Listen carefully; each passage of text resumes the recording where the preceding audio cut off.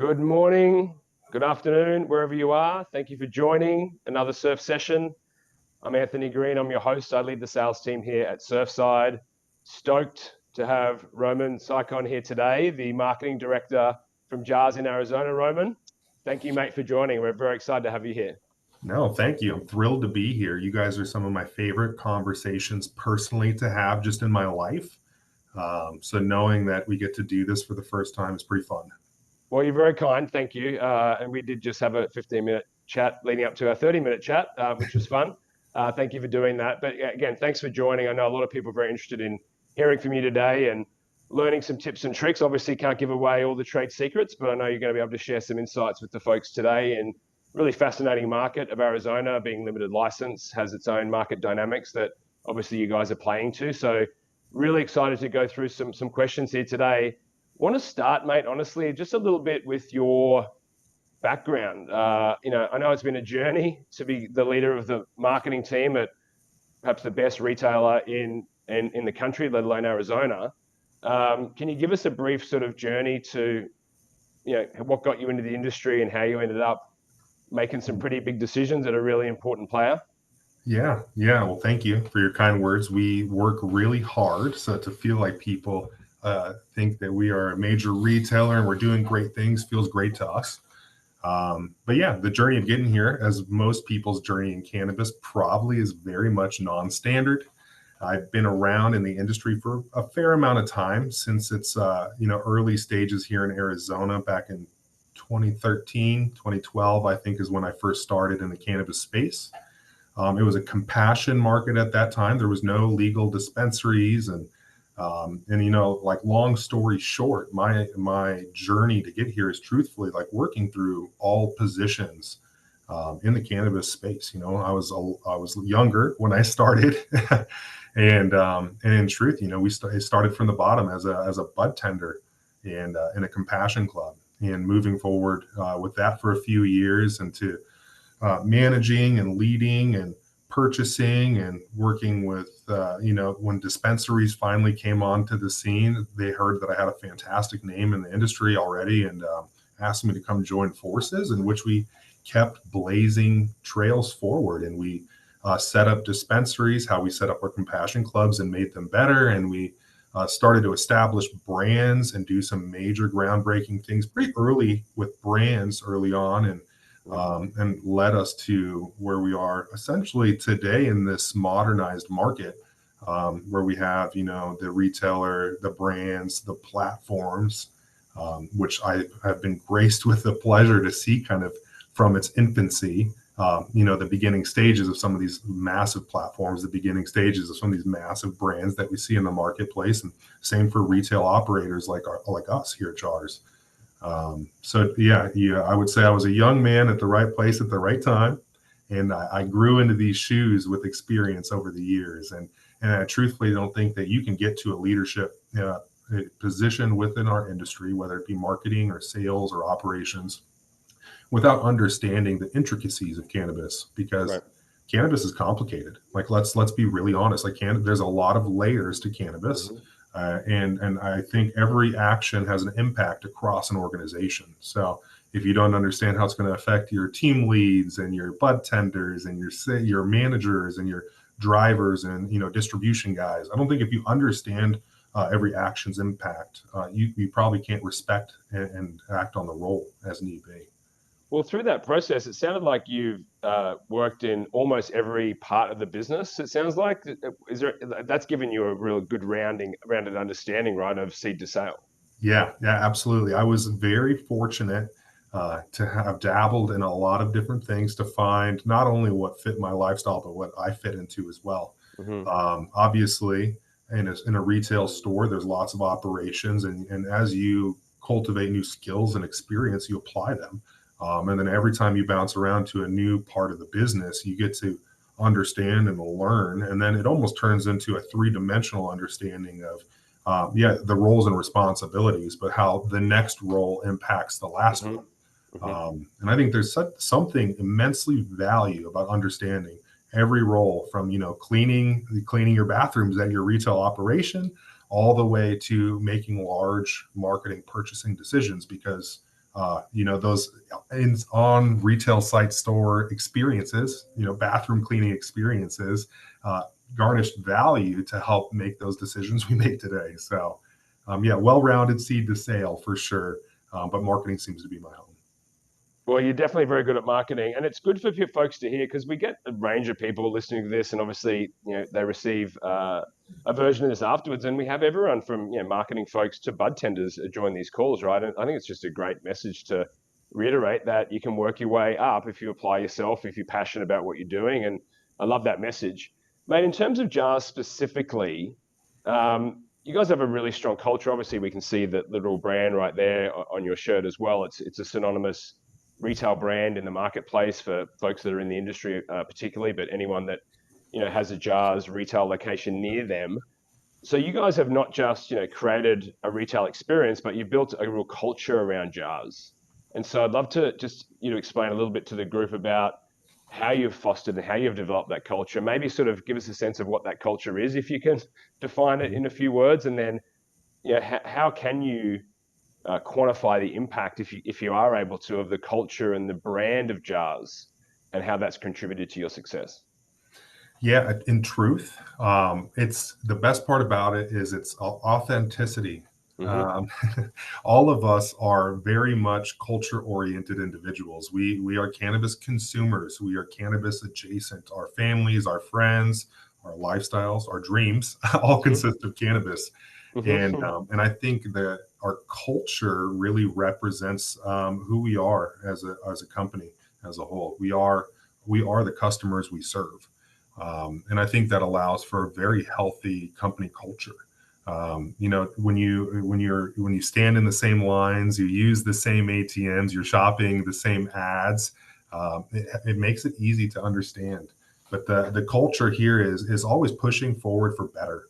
Mm. And I think that in an authentic way, you will find that Jars has a personality. We are not just like a run-of-the-mill pharmacy style dispensary. No disrespect to any models like that, but we are more urban. We do serve a lot of large cities, and Mm-hmm. we have honor and respect to the culture where we came from, because the roots of the cannabis industry are far and long.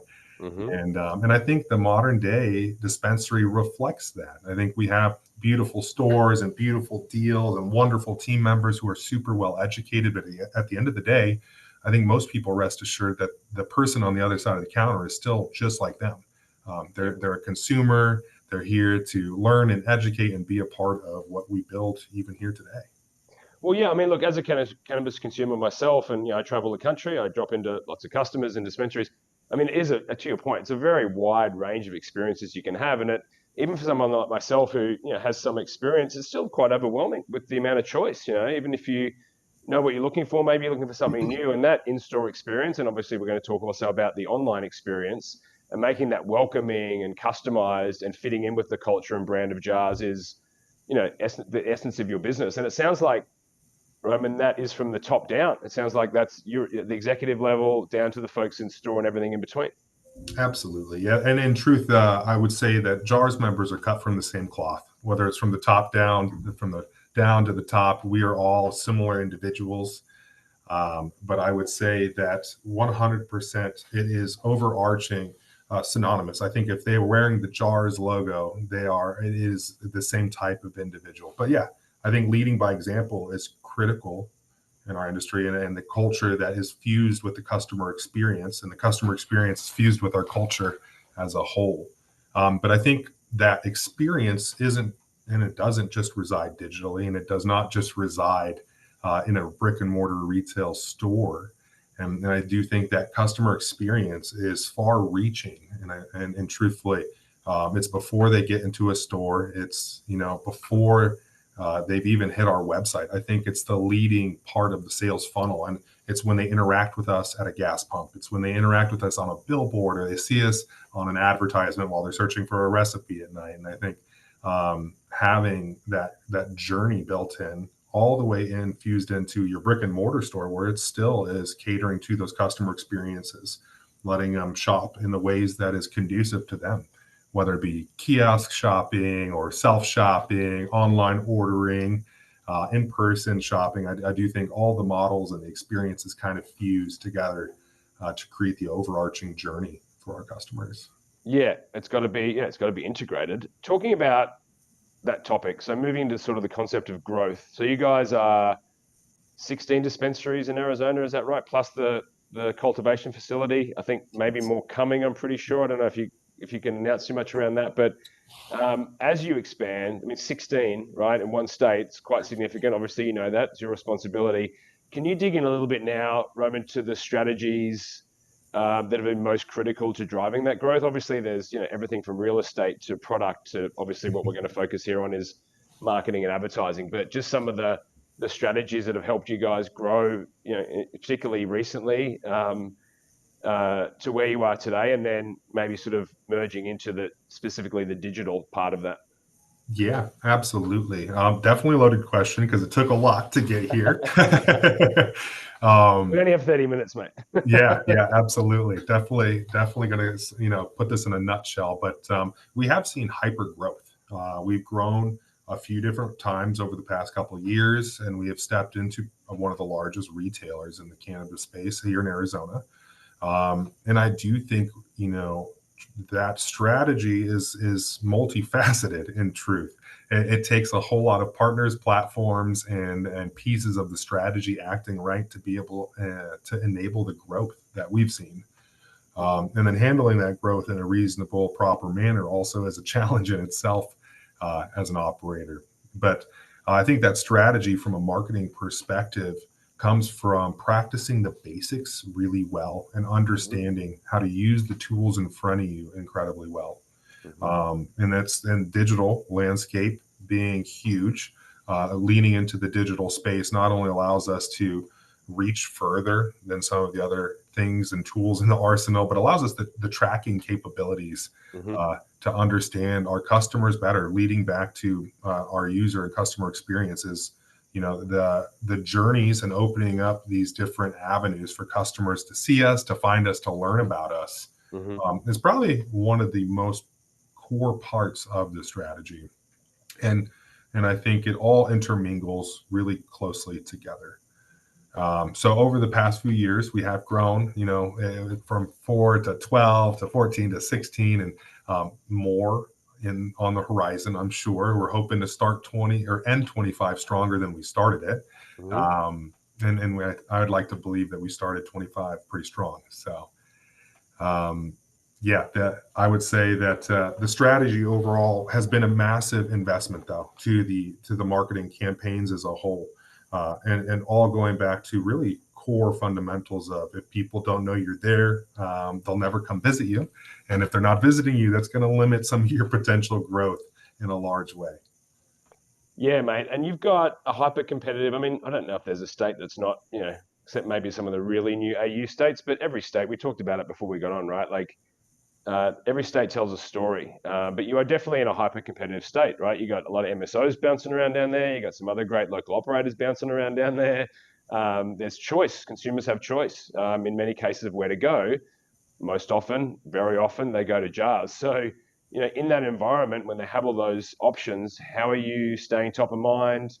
How have your campaigns and strategies changed and shifted with that increasing? I know it's limited license, but competition is there. So how are you coping with that competitive environment, retaining your customers, right? But also conquesting and bringing in the new ones. Absolutely. Well, competition is definitely fierce across the industry, no matter what state they're operating, even new states. In Arizona, where we have some amazing operators. In truth, we are very close friends with a lot of operators, and every one of these teams are doing really great jobs, which I think is amazing because it does force all of us to provide amazing experiences and products and prices, and it's really great for the consumer at the end of the day. Yep.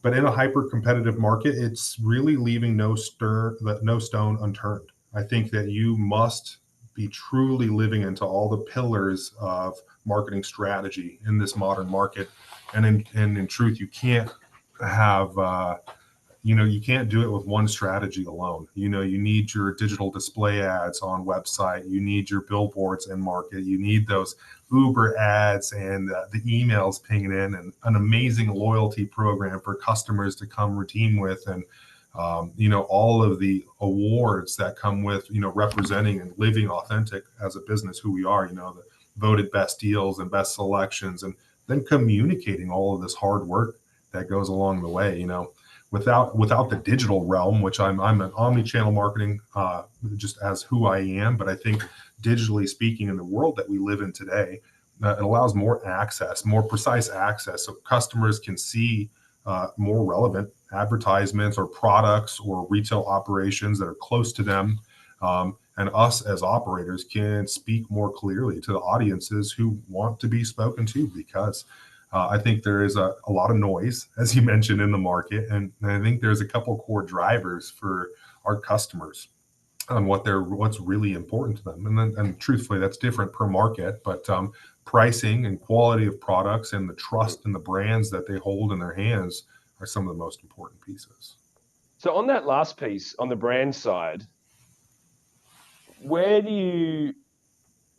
how far down that road do you think we are as an industry, or maybe just to look at the Arizona market in terms of brand loyalty and consumers sort of having picked their brand and sticking with their brand? Because I think my understanding is a lot of it is still, to your point, we're price conscious, right? People are looking for a good deal. There's a lack of loyalty as well. So how are you sort of figuring out the customer who has the brand loyalty, and then how are you figuring out the more fickle customer who's maybe a little more price or convenience focused?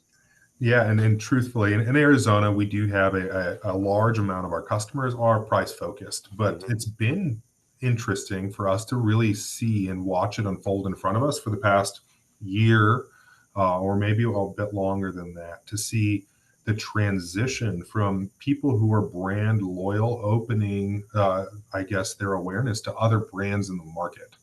And that's been something fascinating, because there has been some staunch, opinionated, diehard brand loyalists in the market that are now swaying. And whether that's because brands are not evolving with new technology, that they're riding a previous wave, or brands are not, their pricing is not evolving and chasing the rest of the market, it's causing the consumers in market to shift.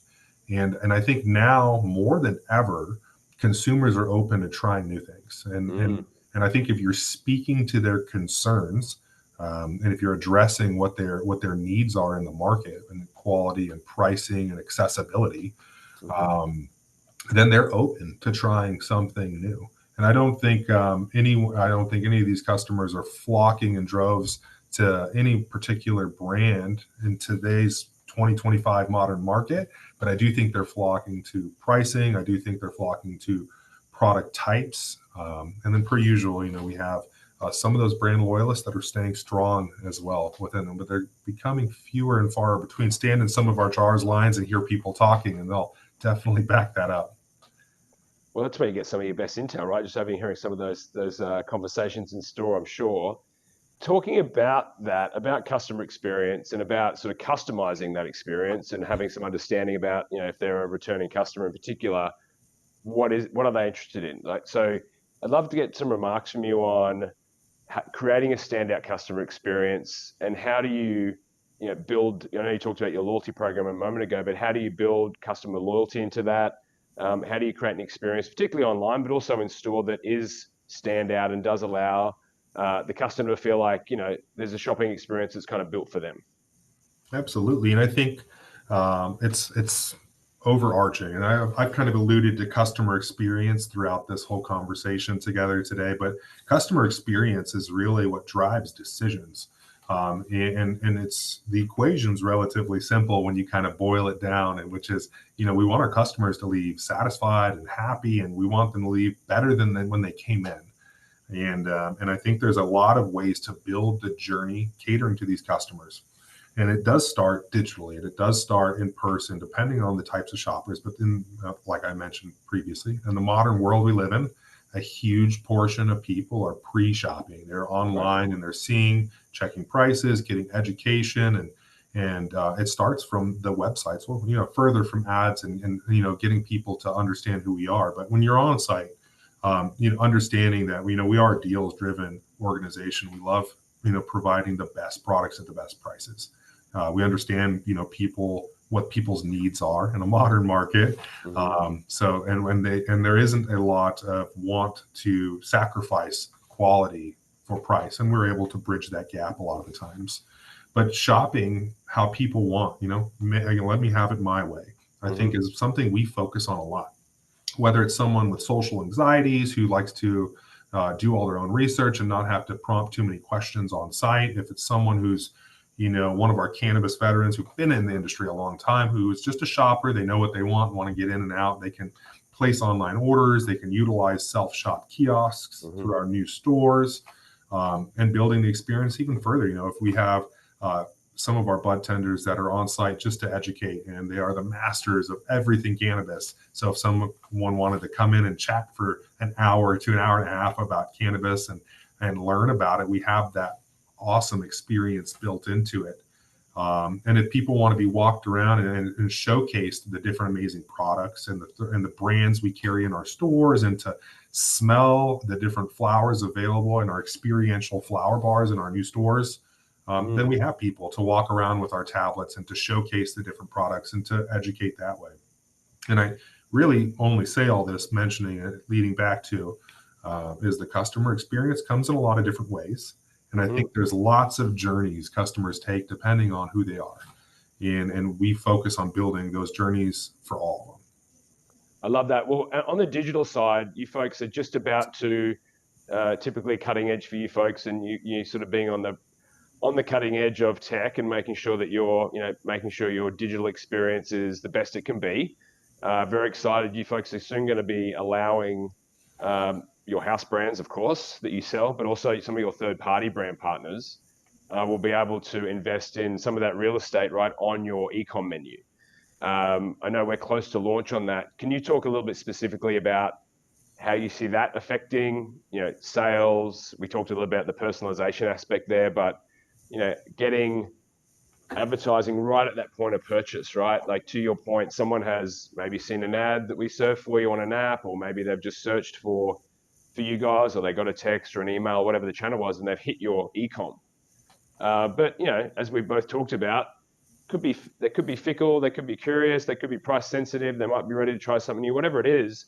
And there's a lot of products on your menu, even for someone like me. So when you're able to allow one of your key brand partners to have, for instance, a banner ad or a sponsored ad or a cart topper ad, talk about how you see, obviously you guys have been through mapping this out and strategically looking at how this is going to move the needle for you. So can you talk a little bit about, I know we're sort of looking down in the future a little bit, but how that's going to help add to some of this personalized customer experience, product sell-through, making sure you're delivering the best possible digital experience, even if that person is looking on your website and then walks into the store, that advertising can still be very, very beneficial.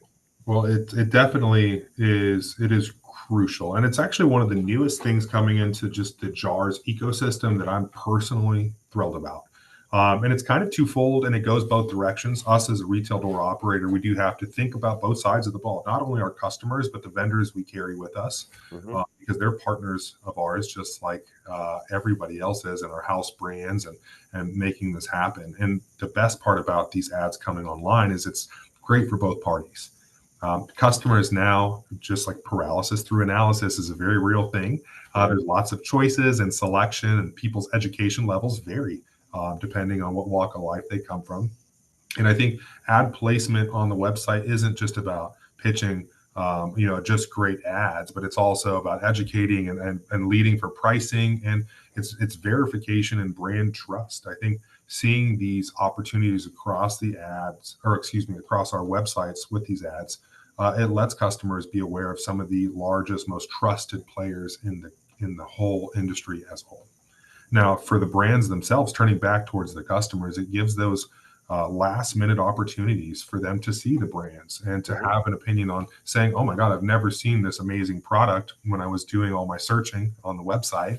But maybe I'm into switching out and trying this brand new brand for this pre-roll or this vape or this edible brand.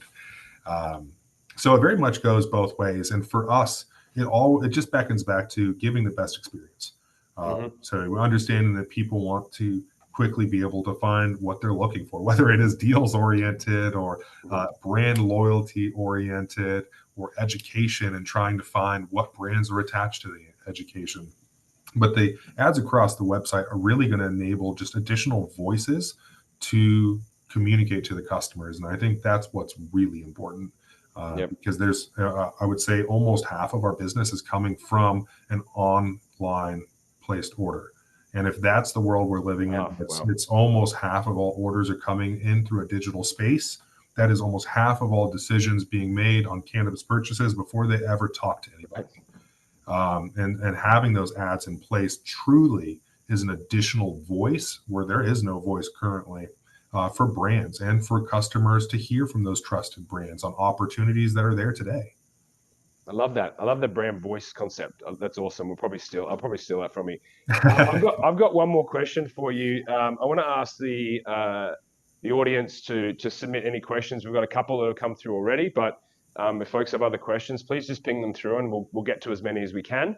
I've got one more question for you. I want to just talk more broadly now about marketing dollars. Right, this is an industry that I don't have to tell everyone on this call or you, it's super challenging with bureaucracy and laws and taxation and the way you are able to operate your business. So taking that into account, where marketing budgets are limited, right? Where are you investing your dollars right now for the greatest returns? And I'd love to also, if you can quickly, I know we're running out of time, but your thoughts on what you folks have really done, particularly in the last 12 months, is investing as much or more maybe in building your own ecosystem, right? Owning your own customer data, driving traffic to your own e-com site, working with your key brand partners, rather than necessarily doing it in a marketplace type environment.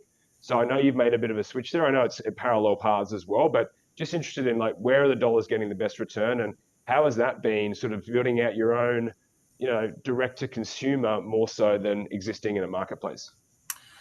Yeah. So, Truth, a couple questions there, and they're definitely intertwined. The dollars are definitely leaning digital.